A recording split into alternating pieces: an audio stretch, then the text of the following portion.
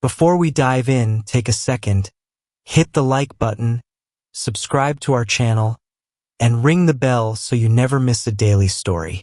These videos help you build real English every single day, so don't just watch once. Make it a habit. Let's talk about something people don't usually talk about. Something that hides behind every grammar lesson, every vocabulary list, every excited English learner. The dark side of language learning. Now, don't get me wrong. Learning English is amazing. It opens doors. It builds your future, connects you with the world. But let's be real.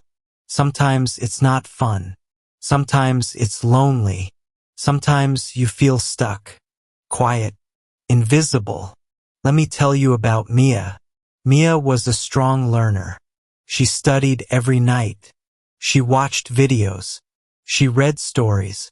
She even kept a notebook with her new words. But she had a problem. Every time she tried to speak, her voice disappeared. She didn't feel shy in her own language. But in English, she felt small, like a different person, like a weaker version of herself. She told herself, maybe I'm just not good at this. That voice inside her head started getting louder. You sound stupid. People are judging you. You'll never be fluent. She smiled in class, but inside, she was struggling. Nobody saw it. Nobody talked about it. But it's real. And if you've felt this before, you're not alone. Many learners face the same silent battle. This is what no one tells you when you start learning English. It's not just about words. It's about identity. Because language is not only what you say, it's how you see yourself. When you learn a new language, you're not just learning grammar. You're learning to be a beginner again. That can be hard. It feels like going back to being a child. Unable to express deep thoughts, unable to joke the way you want, unable to show your full self. And that hurts. You might be smart, funny, brave, but in English all of that feels smaller. That's the dark side. And people don't talk about it because it sounds negative. But it's not bad to talk about hard things. In fact, it's powerful. Because when you see the problem, you can start to solve it. So here's what we want to tell you today. Struggling with English doesn't mean you're failing. It means you're growing. Just like Mia, you might be doing everything right, studying, listening, practicing, but still feel slow, quiet, or even invisible. That doesn't mean you're weak. It means you're human. Learning a language isn't a straight line. It's a messy road. Some days you'll feel confident. Other days you'll feel lost. You'll forget words you thought you knew. You'll hear someone speak fast and understand nothing. You'll make the same mistake over and over again. But guess what? That's not failure. That's part of the process. Let me share something else. There was another learner named Farid. He was passionate about English, but after 1 year, he hit a wall. He could understand, but not speak. He felt blocked, so he stopped studying for a while. He told himself, maybe I just don't have the language brain. But the truth was, he was tired. He wasn't lazy. He wasn't dumb.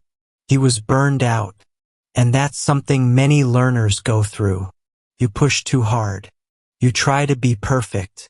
You compare yourself to others. You forget to rest. And slowly, your love for the language turns into stress. That's another dark side. Burnout. It sneaks up on you. One day you love English. The next, it feels like a burden. So here's something fluent speakers have learned. You don't have to be perfect. You just have to show up.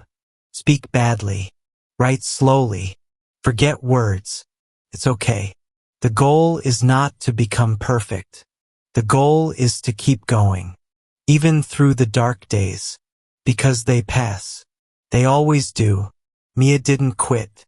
She started doing one thing differently. Instead of focusing on speaking perfectly, she focused on being real. If she didn't know a word, she described it. If she made a mistake, she laughed. If she felt nervous, she spoke anyway. And something amazing happened. She stopped judging herself. She started enjoying the small wins. A full sentence spoken clearly. A joke someone understood. A moment where she forgot she was even speaking English. That's where fluency begins. Not when you know everything, but when you let go of fear. You might still feel invisible sometimes. You might still freeze when someone asks a question. But every time you try, you grow. Even if nobody sees it, it's happening inside. And one day it shows on the outside. You say something clearly. Someone responds. You feel strong. That's fluency. It's not just about language. It's about confidence. And confidence is built in quiet moments when no one is watching, but you keep going anyway. Now here's one more thing fluent speakers understand. Comparison is dangerous. Maybe you watch someone online speak fast, with a perfect accent. Maybe you feel small after that. But here's the truth. You're seeing their result, not their journey. You didn't see their first video. You didn't hear their first mistakes. You didn't feel their first fear. And guess what? They had it, just like you. Every fluent speaker was once a beginner. Every confident speaker once froze. You're not behind. You're on the same path. You're just at a different point. So don't compare. Connect. Use others as inspiration, not competition. Now let's talk about one more hidden truth. Learning English can feel lonely. Maybe your family doesn't speak it. Maybe your friends don't understand why you care so much. Maybe you feel like no one around you gets it. That's hard. But you're not alone. We're here with you. And so are thousands of other learners around the world. You're part of something bigger. You're building a new version of yourself. Braver, more open, more connected. That takes courage. So if you ever feel tired, remember this. You're not just learning English. You're building strength. You're learning to speak through fear. You're learning to keep going, even when no one claps. That's real power. So here's what to do when the dark side shows up. First, pause. Breathe. Second, remind yourself why you started. Maybe it's for travel, for your job, for love, for freedom. Hold on to that reason. Third, do something small in English. Not perfect, not fancy, just small. Watch a short video. Repeat one phrase. Describe your room. Something that reminds you, I can do this, because you can. And if today feels hard, that's okay. There's always tomorrow, and we'll be here with another story. Now, if this story helped you, drop a comment below. Tell us, what part of English feels hard for you? We want to know, and we're here to answer. Remember, every single day we post new videos. So like this one, subscribe to our channel, and turn on the bell so you never miss a story. And if you know someone else learning English, share this video with them. You never know, your share could be the light someone else needs. See you tomorrow. Keep going. You're doing better than you think.